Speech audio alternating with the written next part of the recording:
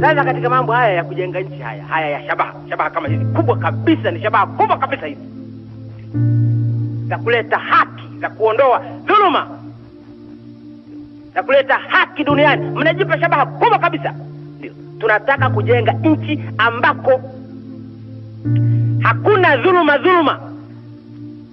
Sasa safari yake ni ngumu sana, na mimi nina hakika kila mtakavyozidi kuendelea mtaambiwa na makelele huyo.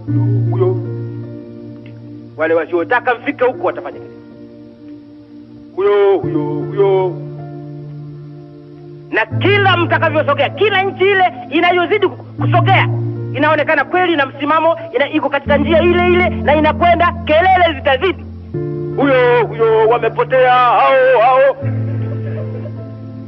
Na mimi nasema kama nazisikia hizo kelele sasa hivi, kama nazisikia zingine hapa Tanzania, zingine toka nje ya Tanzania, hao wameposwa njia, hao wachinje.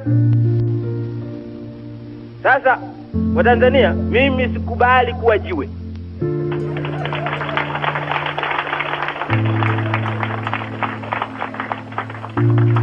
Sasa kama ukisema ni woga au nini, sipotelea mbali, lakini kuwa jiwe sikubali hata.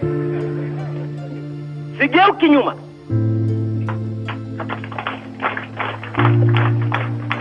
Maana ama tulikusudia kweli ama tulitania. Ama tulikusudia kweli kujenga nchi ya haki ama tulikuwa tunatania tu. Sasa kama tulikusudia, hatuwezi tukarudi nyuma kwa kelele za wapumbavu na wanyonyaji. Tutakwenda tu. Tutapata matatizo.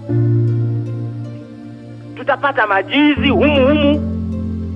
Tutapata wanyang'anyi humu. Tutapata watetezi wa mabepari humu. Watazidisha kelele. Lakini tutakwenda. Wanaotaka kugeuka mawe, geukeni. Mama yuko kazini.